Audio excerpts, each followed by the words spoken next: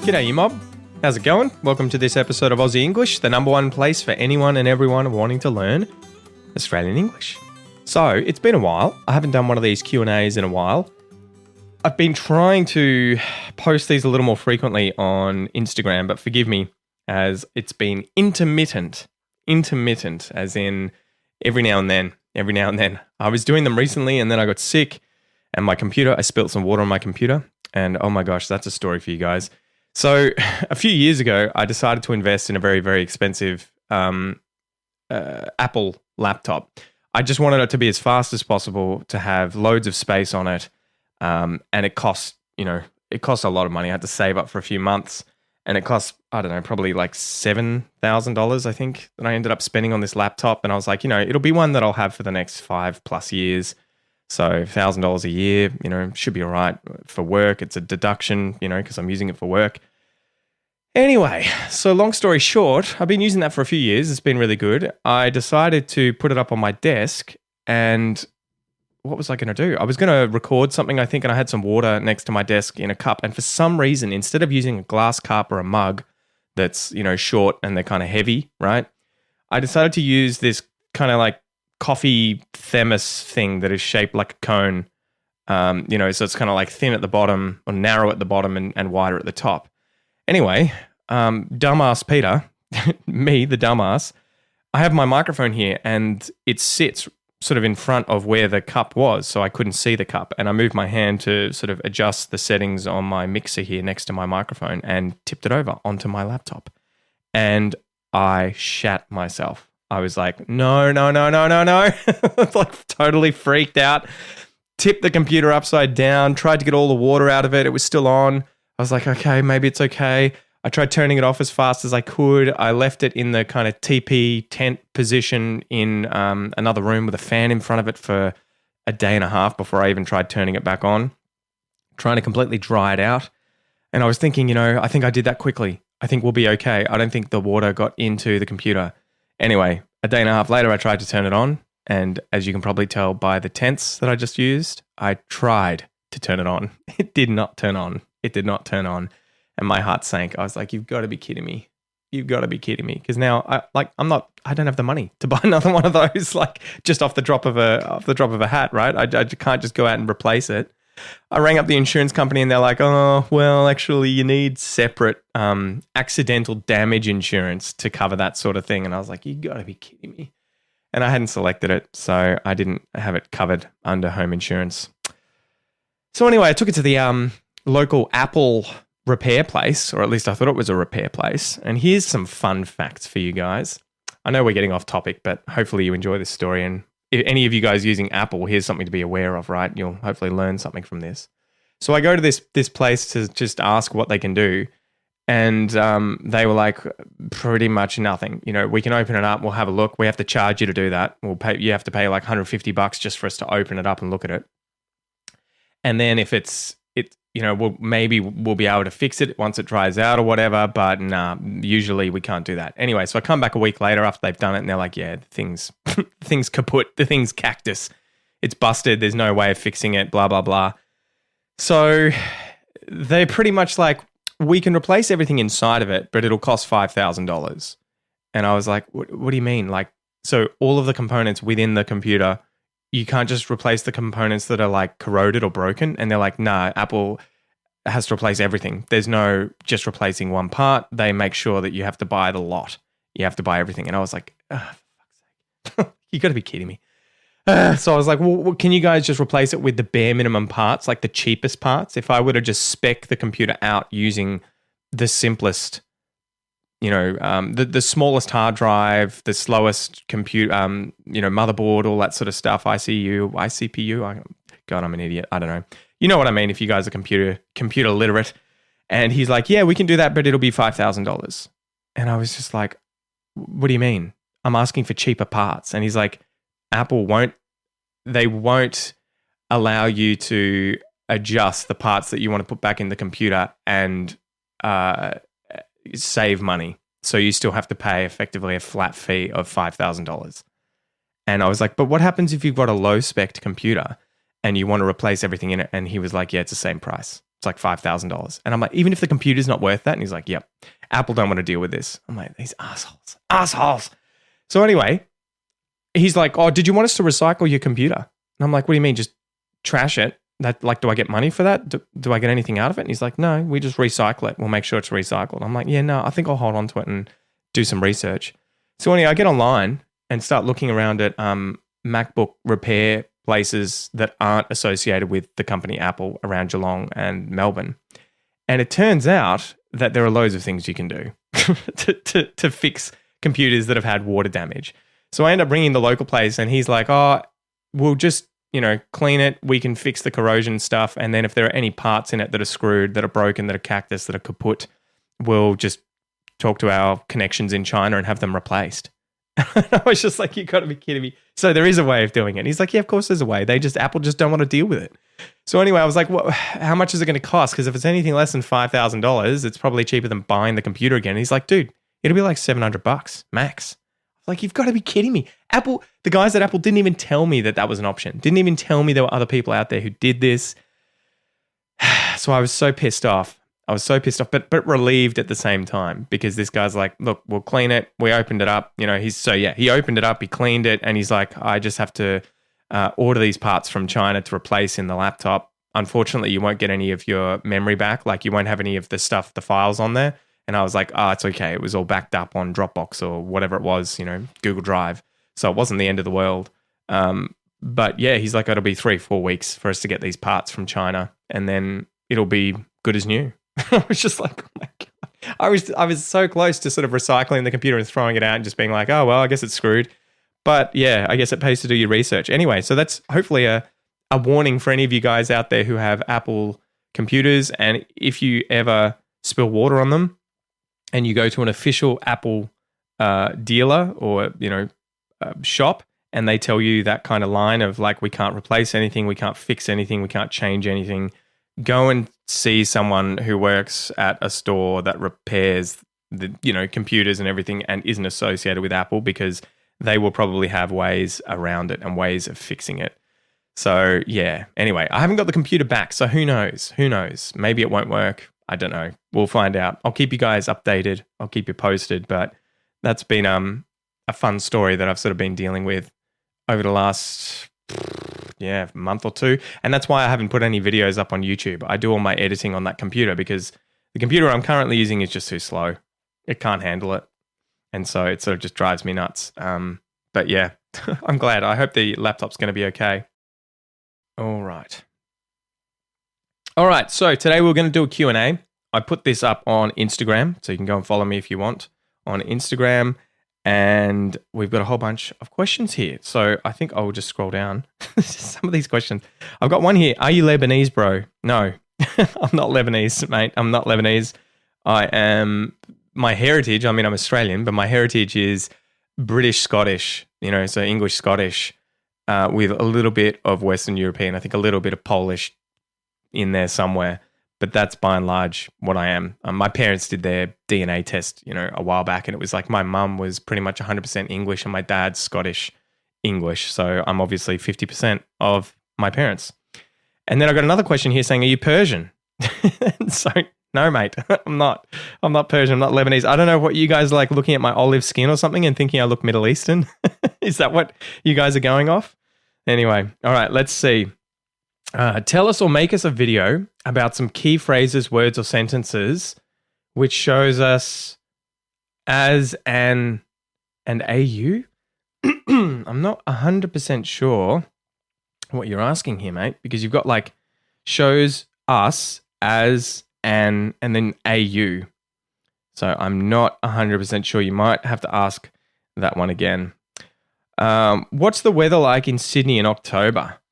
Jeez, good question. Man, this is one of those ones. I have not spent enough time in Sydney to really know, but I've got ChatGPT open here. Let's have a look. What's the weather like in Sydney in October? It should have access to that kind of information.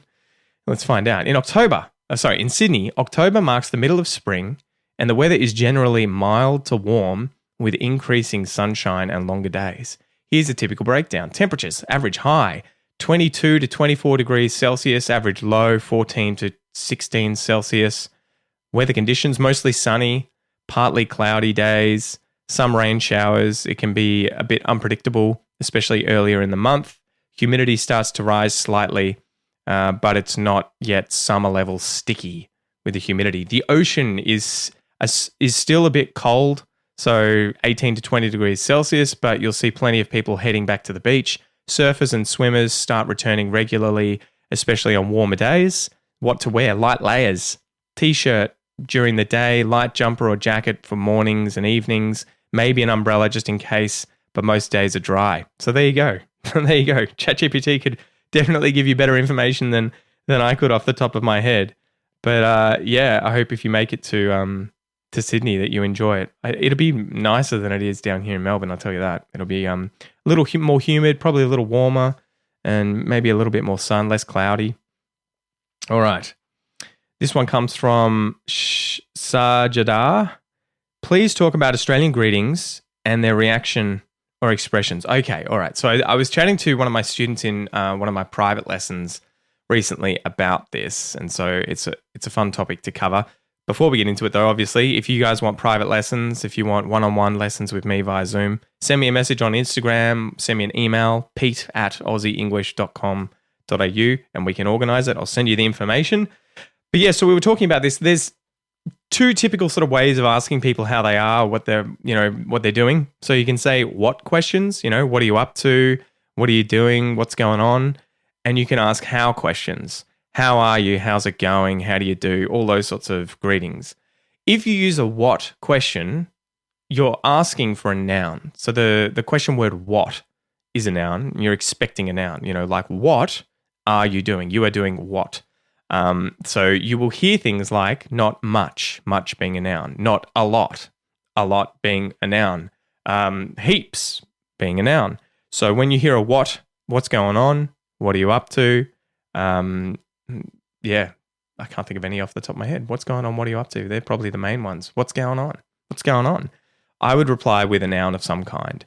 So not a lot, not much. And we usually do it in the negative as just a way of quickly replying to the greeting to not really get into it. So if someone says to you, what's going on? And you say not a lot, not much, the convo is going to quickly switch to something else. The conversation will switch to another topic. If, however, you subvert expectations, you reply, instead of using a negative, you use, I guess, an affirmative phrase, something like, what's going on? Oh, heaps, heaps, mate. Oh, loads of things. Again, all nouns. Tons of stuff.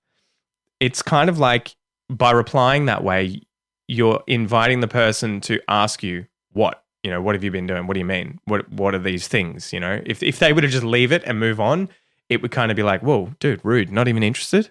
You don't even care what I've got to tell you. I've got heaps of stuff going on. Oh, cool. Anyway, so that's the what questions. Typically, if it's just replying to them, we will use a negative, not much, not a lot, not heaps, whatever. Well, not heaps, you probably wouldn't say that. Not loads of stuff, nothing, nothing, not a lot, not much.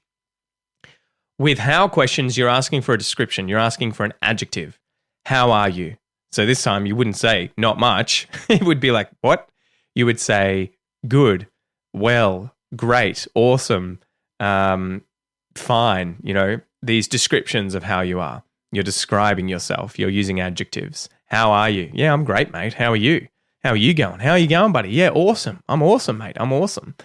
And again, if you want to subvert it, you would do the opposite where you would use negatives now. So you would say, oh, not great, and the person usually is being invited to ask, oh, what's up? Are you okay? What's going on? Why aren't you great? So it's an interesting thing. With what questions, typically the standard response is in the negative, not much, not a lot, not tons of stuff. And if you want to subvert it and sort of have a conversation about how you are or what is going on with you, you would use an affirmative phrase, oh, heaps, mate. It could be a positive thing. With how questions, the response is usually a negative, but meaning, it's not a negative. And it's, an affirmative phrase saying you're really good. I'm great, I'm good, I'm well, I'm fine, I'm fantastic, I'm awesome. And if you want to sort of subvert things, you would say, oh, I'm not great, mate, not awesome. Yeah, pretty bad, actually. And then they're kind of being invited to be like, well, what's up? Are you okay? So those are the typical ones in Australian English. They're the typical ones, What's going on? What's up? How you going? How are you? How's it going? Those are the standard ones. Okay. Anan VP. How do you comfort yourself when you make many mistakes in learning your second language? So comfort yourself. Do you mean like make yourself, not lose, what would you say, confidence? Like to stay confident? To keep your comfort, I guess. I would say the biggest thing is realizing that mistakes don't matter. And native speakers, when they're listening to you, we don't give a shit, man. We just don't care about the mistakes. At the end of the day, all we care about is understanding what you're trying to say. And so really what matters is the fact that you're trying. If you make a mistake, correct it, say it a different way, use different words, try something else. If the person says, what do you mean? Like they look confused, whatever it is, don't just stop and be embarrassed or feel shame, because again, the person you're talking to probably doesn't care. They're not even thinking about it. They're just like, what do you mean? They're trying to get to the bottom of it. They're not thinking, oh my God, he made a mistake. Oh my God, she used the wrong word in English. How embarrassing. We don't think like that. And it would be the same for you guys, I would hope. If I was learning your native languages and making mistakes in front of you, I would like to think that you'd be like, not thinking about it. You'd just be like, what do you mean? Trying to get to the bottom of, what are you trying to say? What do you mean? What's the point you're trying to make? Instead of judging me based on the mistakes I made. So I think it's realizing that most people don't care. They don't give a shit. They don't care if you make a mistake. They just want to understand what you're saying. And if it's imperfect, but they can still understand, that's what matters. That's what matters at the end. That's what language is for. You don't have to be perfect. So that's a big part of it. If you can get that into your head, if you can start thinking that way, you're not going to feel as self-conscious, nervous, anxious when speaking and worrying about making mistakes. Because I think that's part of the issue. People get in their heads, they get in their own heads, meaning they're thinking too much and they sort of stifle themselves. By thinking too much, you end up panicking, you end up nervous, you can't speak as freely, you can't put the words together, you feel like your fluency decreases when you start thinking too much, when you overthink things, when you get in your own head too much. And so if you can get out of your own head, if you can stop that way of thinking and be like, if I make a mistake, it doesn't matter, and it's a chance to learn something. Because that's the other side of it, that's the other side of the coin. Every time you make a mistake, it is a learning chance. It's a learning opportunity. It's a chance to learn about what have I done wrong? Why have I made the mistake? How do I improve it? How do I do it correctly? So I would say if you can have that attitude of no one cares. You guys will probably you'll see that Jurassic Park, right? And this is showing my age. In the movie Jurassic Park, there's a scene where one of the characters, the IT guy, the really overweight IT guy who's like loud and obnoxious, he's sitting down with someone. I think this is when he's smuggling the dinosaur DNA out of the park or trying to or whatever. And the guy that comes to meet him is wearing like a hat and glasses and trying to be really low key and not be noticed. And the IT guy is like, what are you doing, dude? No one cares. No one cares. And starts yelling out his name and pointing at him, being like, it's this guy, he's here. He's here, everyone, it's here. And he's like, no one cares, man. Look around, no one cares. And I always think of that scene when people ask me these sorts of questions of like, if you're out in public and if anyone were to ever hear you speak English and hear a mistake you make and then point it out to other people, oh my God, did anyone hear the mistake? They made a mistake in English. They made a mistake. Did you hear them? They made a mistake. Everyone would be like, what are you doing? Who gives a shit? No one cares. No one cares. So I guess my first point is get into that headspace of realizing you're going to assume it's much worse than it really is. Okay? And then the second point that I was trying to make was that you need to embrace these mistakes as a way of learning. So the more mistakes you make, the more opportunities you have to learn, the more opportunities you have to improve, the more opportunities you have to stop making those mistakes. And this was a story I had when I was doing Brazilian Jiu-Jitsu, about a decade ago when I was doing that loads. You guys have probably heard this story a million times, but there were two types of people on the mat. There would be those who didn't want to be submitted, they didn't want to lose, and they would sort of close up. So they would hold their arms and legs in really tight, and they wouldn't allow, when you were trying to roll with them, when you guys were trying to sort of fight, they wouldn't allow movement. They wouldn't allow you to do anything. You couldn't really submit them easily, but they also weren't moving and they weren't learning, right? Because they were just closed down and too terrified to lose, too terrified to make a mistake. The other people were the ones who didn't give a shit. They would try different things. They would get submitted. They would make mistakes all the time, But as a result of opening up and trying all these things all the time, they would be learning all sorts of things. They would be seeing the mistakes they would make. They would have feedback. People would say, "Oh, you did this, this, and this, and you should try this instead." And so those people would advance so much more quickly than the people who just closed down and tried to avoid being submitted at all costs. So yeah, I think, how do you comfort yourself when you make many mistakes in learning your second language? One, it's realizing no one cares. And two, it's realizing the more mistakes you make, the better you're going to get. Okay, so just keep doing it. And I guess the third thing on top of that is, what really matters too is paying attention to the mistakes you're making, noticing them, writing them down, working with, AI like ChatGPT. This is what I tell my students all the time. Interact with AI, or, if you have private lessons with someone, it's the same thing. If you've got a friend who can talk and speaks English as a native speaker or at a very high level and can give you feedback, that's also perfect. But it's getting that feedback on what are the mistakes you made, what's the correct thing, and how can you practice correcting those mistakes. That's the third step to really overcoming everything, okay, and getting a lot better. So hopefully that helps. All right, I just visited Melbourne this weekend, wandering aimlessly around the CBD in Fitzroy. Very cool. And this is from Tatsuki. Yeah, awesome, dude. I was talking to one of my students the other day in a call about a pub in, I think it is Fitzroy. Yeah, it's Fitzroy, I think, called the Napier Hotel. And I was saying to him, he was Turkish and telling me about kebabs and lamb and everything like that, and how they cook them, the type of meat they use, and that, like, in Australia, apparently we use very different sorts of meat because it's not the same type as back in Turkey. And I was talking to him about this pub, the Napier, Napier, the Napier in Fitzroy, and saying, dude, you got to go check out their parmesanas. So they're parmies or parmas, depending on what slang term you want to use. These are like, I guess they're like a chicken breast in crumb that's been either fried or cooked in an oven. And then it has like a layer of ham on top, and then cheese, and then I guess, is it the Napolitano sauce, the sort of tomato Italian sauce on top?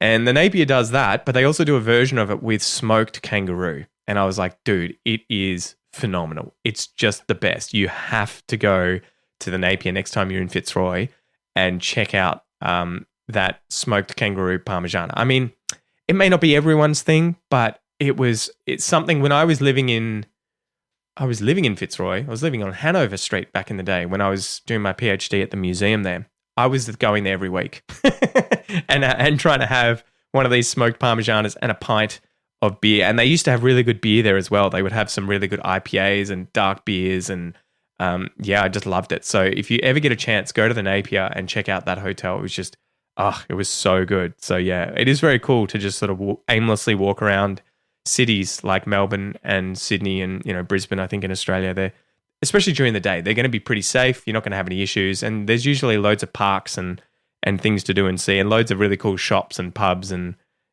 all that sort of stuff. Okay. This one comes from Yajurva Bardwaj. Hopefully I bet I didn't say that right, so forgive me, mate. What do you reckon about that tough and competitive DNA which are found in Aussies? That's an interesting question. So you reckon that Aussies genetically are just tough and competitive? It's one of those things. It's hard to really comment on this when you've grown up inside of it. And so I don't really have a good sense of what it's like everywhere else in the world. But I would imagine it's not unique to us. I would imagine that, Indians, Chinese people, Germans, people from all over the world are going to have a competitive nature. And it's going to be either in their DNA or not, I guess. But I wonder, I don't know, if it is something that is unique to Australia, it could be that our past was very, during colonization and everything, it was just very tough living out here and people had to kind of fight to survive. And so maybe that's part of it. I think also too, we've always been like the underdog.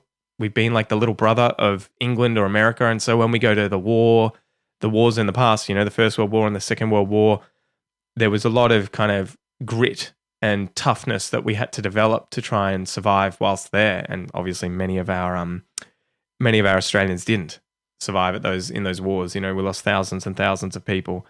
But I think it's probably a result of that history of living in a harsh country, farming, going through multiple wars, world wars like that, suffering a bit through those sorts of things that ends up making you, stronger and maybe a little more competitive.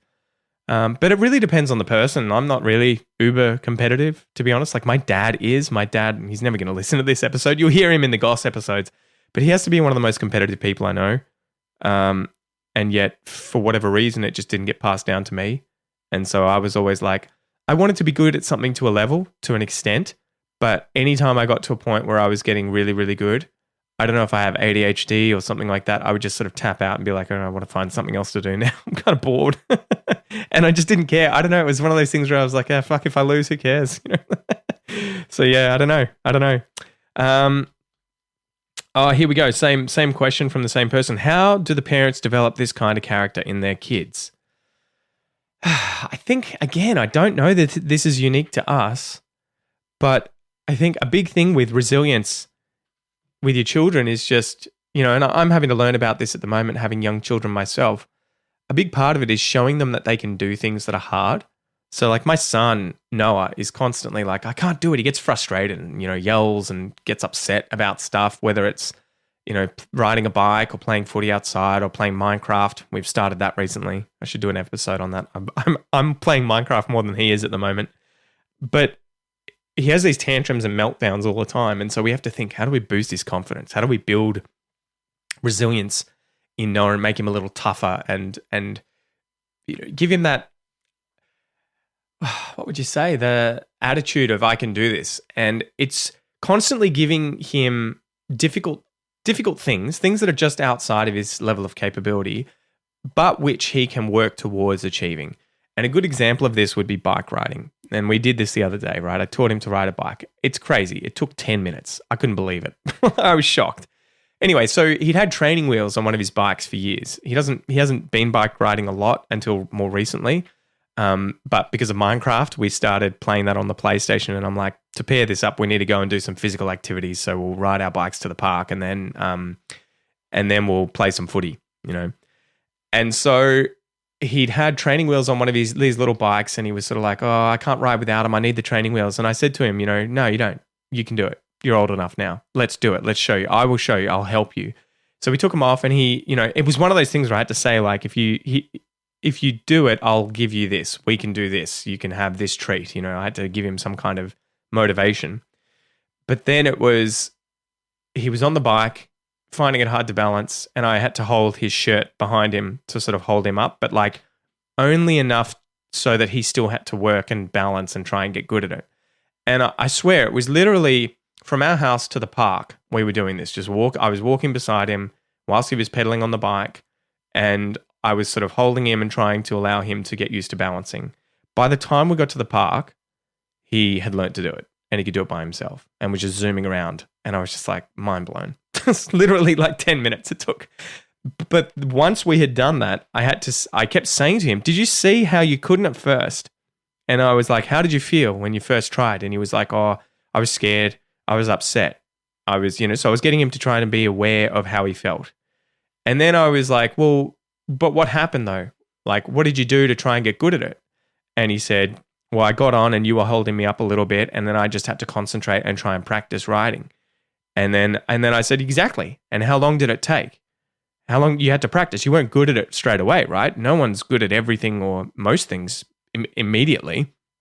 And he's like, yeah, you're right. I wasn't good. And then I practiced and I got really good. All of a sudden I can do it. And I was like, exactly, dude. So it was taking him through that kind of arc, I guess you could say, like that kind of story, that kind of situation where there's a difficult thing in front of him that he couldn't do easily, but that was within his ability if he practiced a little bit.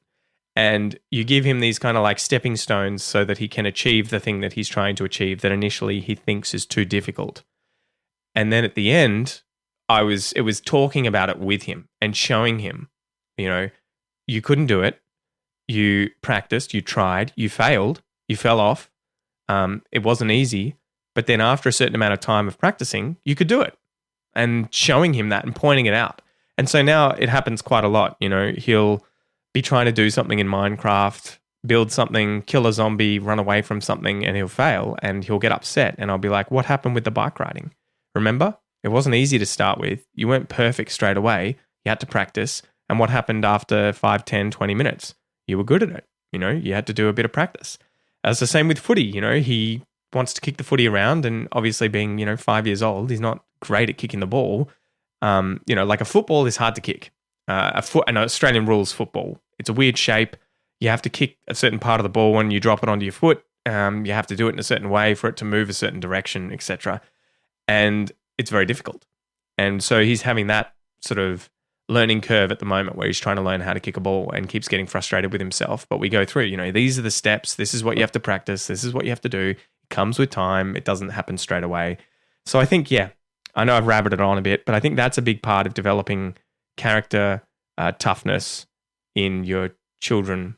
I don't know about being able to develop competitiveness. I think you're either born with it or you're not.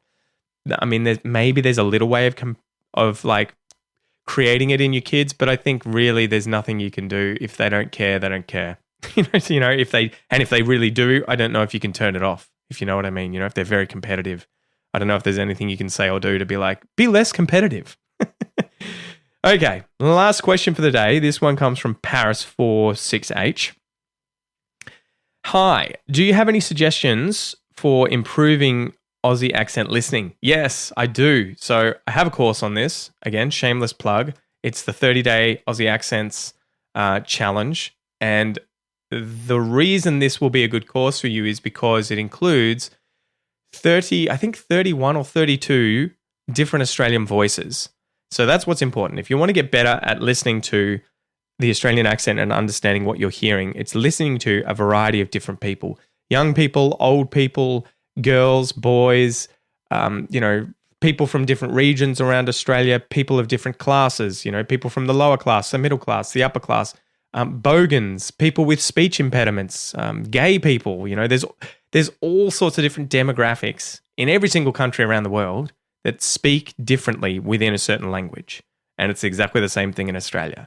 So if you want to get good at understanding Australian English broadly, you need to hear a lot of different accents in Australian English. And beyond that, what's important is having access to the transcript, to subtitles, to something to read whilst you listen so you can double check what you think you're hearing is what you're actually hearing. That's what's going to be key, reading and listening at the same time.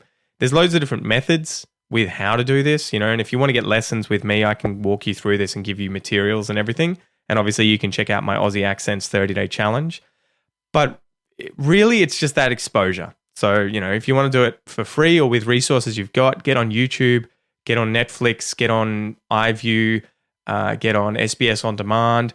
Look for some Australian TV shows that are like dramas where there are lots of people who are talking all the time. The majority of the show or TV show or movie or whatever it is just going to be dialogue.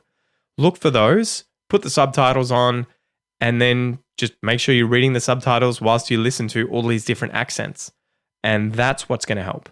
That's what's going to help you hone your ear to be able to understand many different types of Australians speaking English, okay? And it takes time. It takes time. It's not the kind of thing where you can just listen to one Australian for a week, like myself, and as long as you listen to 10 podcasts, you'll be fine and you'll understand every single Australian.